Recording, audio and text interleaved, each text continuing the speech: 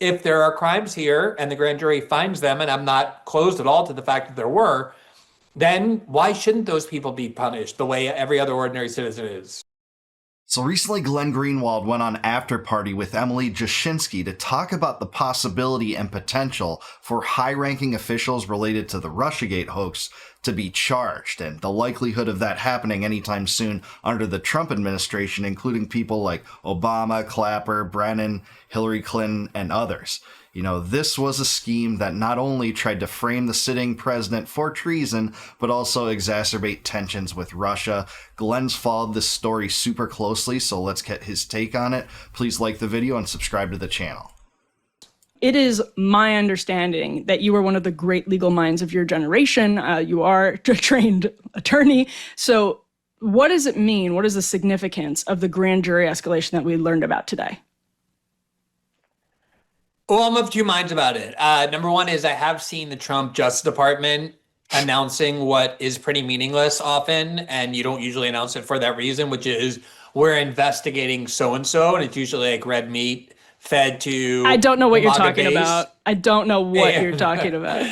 And you never hear about it again. It's like, yeah, they're investigating, John Brennan, and then it's like nothing ever comes of it because that's such a meaningless designation. On the other hand, if they're really impaneling a grand jury investigation, that is not something that is done lightly. That is something that requires court approval. You need to get citizens who take off from their job, who stay there for a long time, who accompany this investigation. It's a lot of DOJ resources.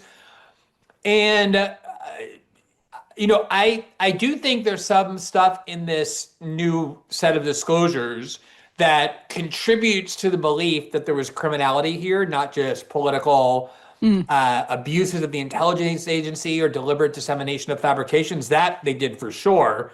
But whether it rises to the intent of a criminal mind, of criminal intent that you would need even to impanel a grand jury investigation, let alone indict somebody, I think there's a slightly stronger case for it now with these new disclosures.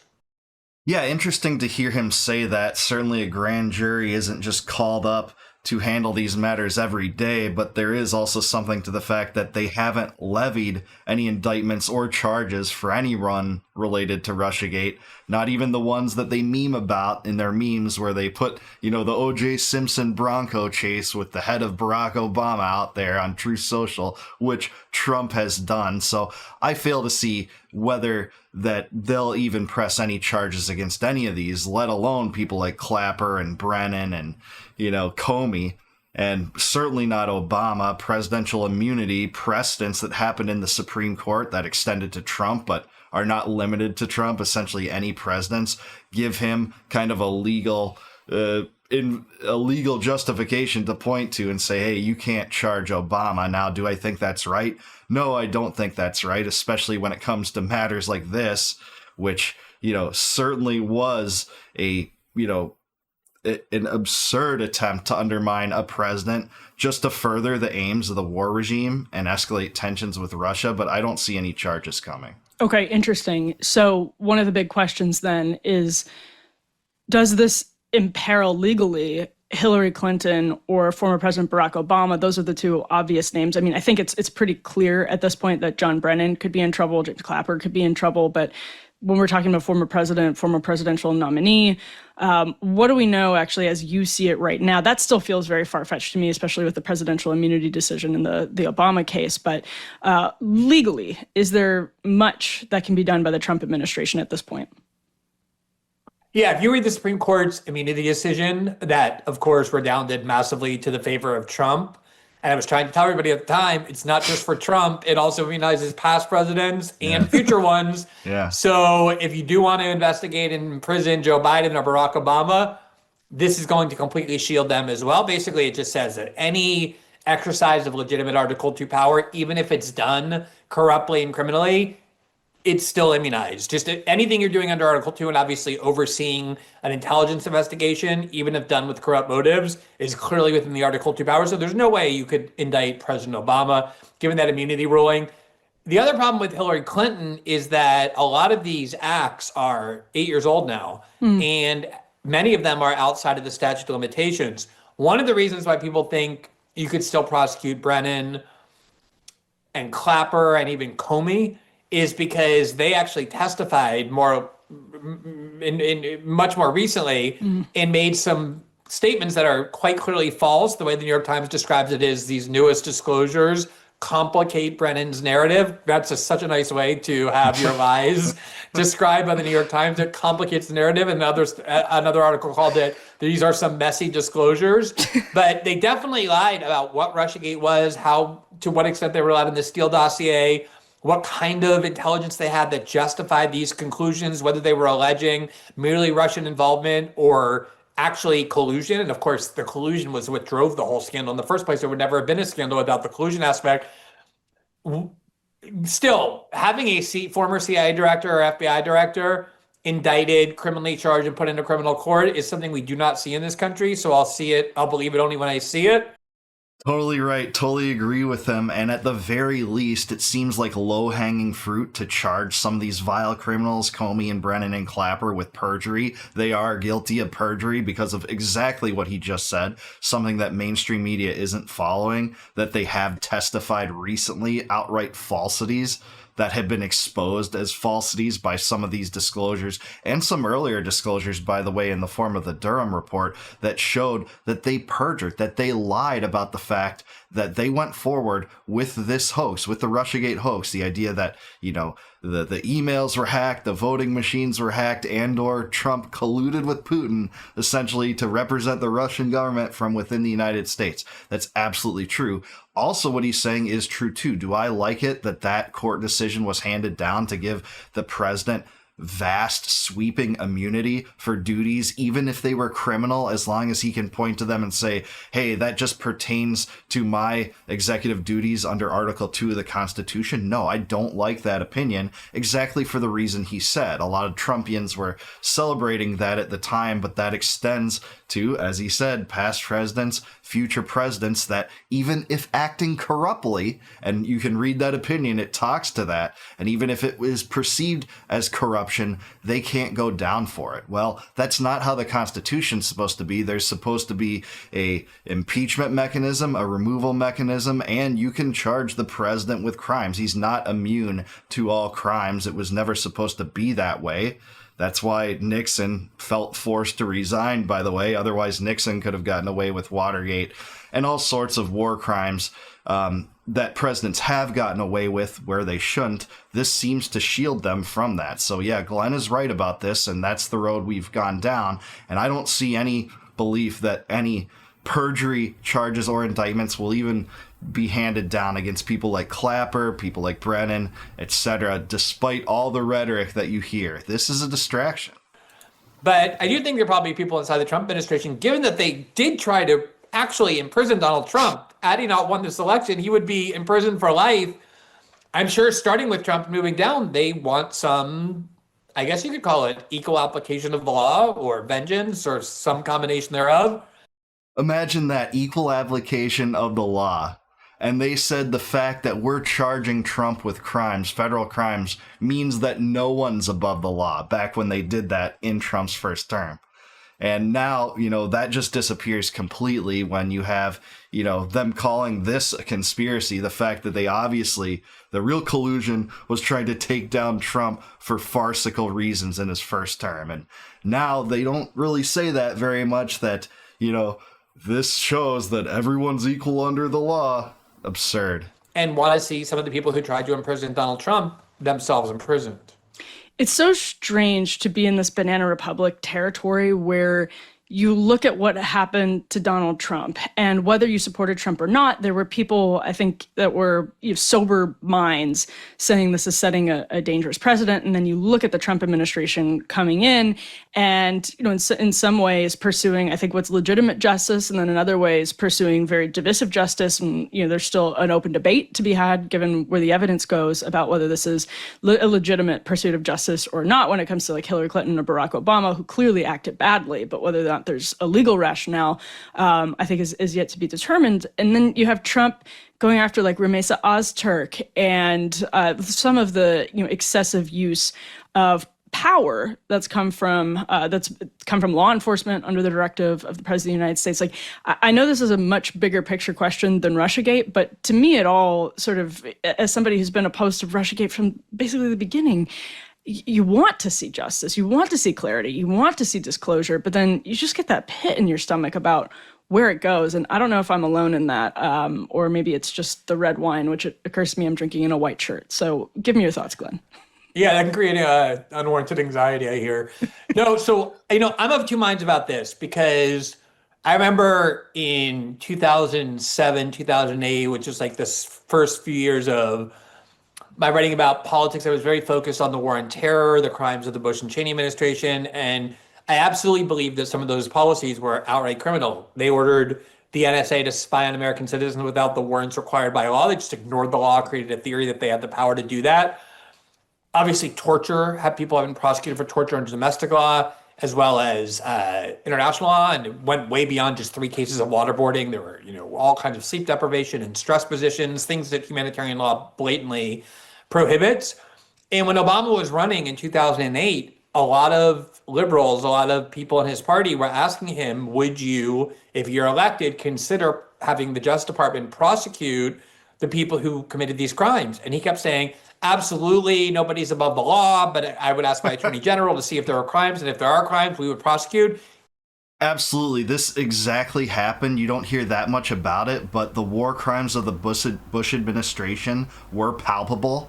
The torture policies, the policies of launching wars without a war declaration, these black sites, CIA black sites that they created, out of the visibility of the American public to torture what they called enemy combatants, just so that they wouldn't have to be, go through any kind of due process or any kind of legal processes like that. Absolutely, that is the case. And Glenn's right to talk about it here, but the most absurd thing about this whole thing is the idea of weaponizing the justice system against politicians being innately wrong, or high-ranking officials being innately wrong.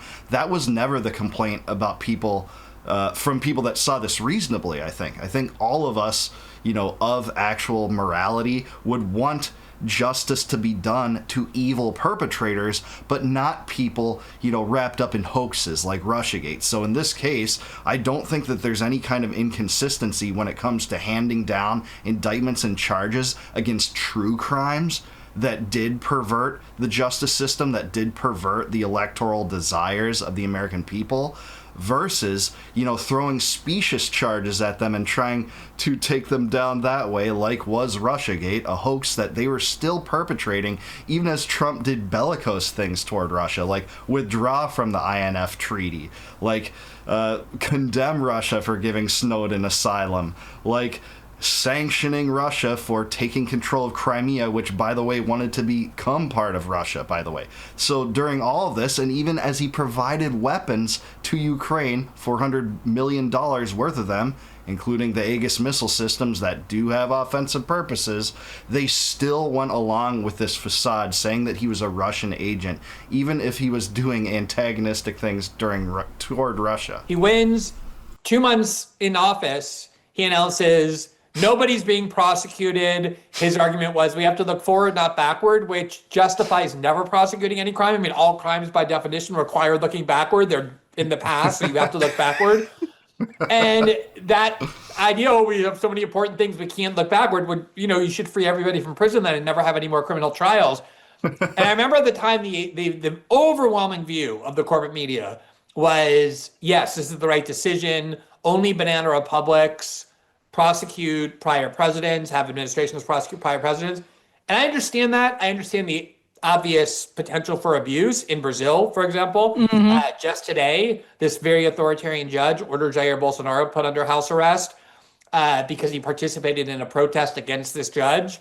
And the prior president, also the current president, Lula da Silva, was also imprisoned on charges that ended up being fabricated. So this kind of retribution of putting people in prison that are political enemies can be a sort of characteristic of Banana Republic. But I also think a Banana Republic is a place where political elites are immunized even if they break the law. Yeah. So the idea that, well, because it creates a little bit of danger or potential for retribution that someone like John Brennan or James Clapper or even Hillary Clinton should be able to break the law. And we're just going to say they're immunized. It's too turbulent to hold them accountable. That was the Gerald Ford argument for not prosecuting Richard Nixon, but instead pardoning him, which was like, we have to move forward. So you create this kind of immunity that all political elites know they enjoy, and they can violate the law with impunity. And that also is a kind of banana republic. But like I said, threatening with Trump with prosecution in 4 separate jurisdictions, 2 state and 2 federal, and on all 4, in my view, were frivolous grounds. Yeah, no, I'm with him. I think he lays out the perfect distinction there. The fact that it's not just, banana republics that do that target their political opponents, even in the past, for repercussions, sometimes, jail sentences, etc. It's that they're just immunized from being culpable for violating the law. I mean, everyone knows that U.S. presidents are above the law, or the deep state's above the law. That's, politics as usual. That's just as indicative as a banana republic as it plays out in the United States, for sure. So, again, it's the distinction between specious charges levied against politicians to real charges that, border on criminality and treason, and just betraying the electoral system that they hold in regard as some kind of god, this democratic system they call it, but really it's some form of oligarchy. So I think he lays out the distinction there perfectly. RICO. It was I mean, and like, a president has classified documents. A president is the only arbiter on what's classified or not. He could have just said, I hereby magically disclassified them, and they would have all been declassified. And the idea that a president of all people can't have classified material. Oh, and then of course the Manhattan case, which, was about a bookkeeping error, basically, that never would have been a felony, but a misdemeanor had it been anyone under Trump. That was vindictive. That was lawfare. That was an abuse of the political process against political enemies. And so I do think part of the motive of Trump and Trump officials is, like I said, a little bit of vengeance.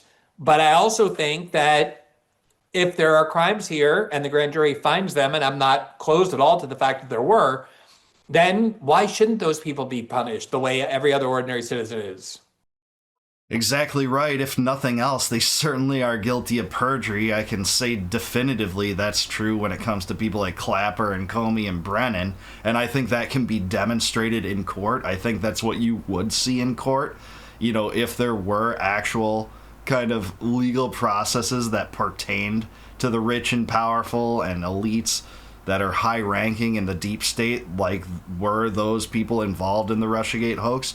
If that happens, I think the American public would see it, as long as they're privy to that information and it wasn't withheld like some of it in, say, the Ghislaine Maxwell trial. But hey, Glenn's right here. I think there is a need for charges here. I don't think they're going to happen. The very fact that the Trump administration's memeing about it on Truth Social tells me that I don't think it's going to happen. The fact that Dan Bongino has to make these long, elaborate messages about how what he's seen from the deep state has changed him forever, and we're going to get to the truth, but he's never going to reveal that truth to us.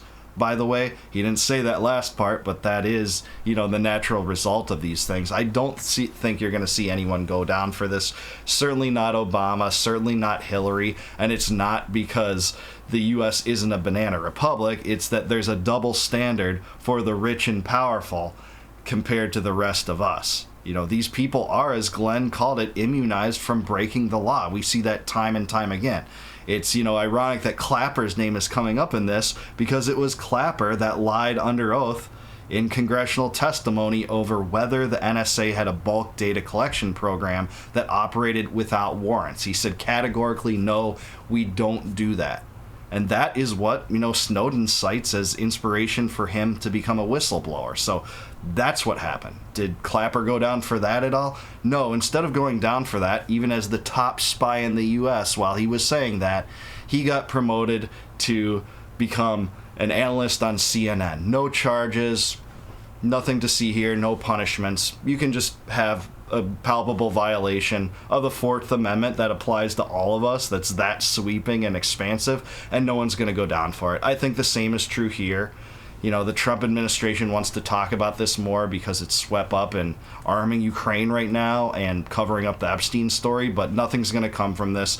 It's red meat that won't be a payoff, just like the Epstein story, and I think it'll end up hurting Trump. So that's where I sit. Let me know down below. Do you agree with me? Do you agree with Glenn? Is anyone going to be charged with any crimes related to Russiagate, Comey, Brennan, Clapper, anyone? Let me know what you think down below. Please like the video, subscribe to the channel, also subscribe to Emily's show. She does a great job, great interviews. Always love to hear from Glenn on these legal issues like this. And please consider becoming a YouTube member by clicking the join button below. If you do that, I will really appreciate it, and I'll give you access to all my videos before they go live to the general public on YouTube. And until I see you guys next time, no more war, no more debt, no more inflation, and no more empire. Peace out, guys. Catch you in the next one.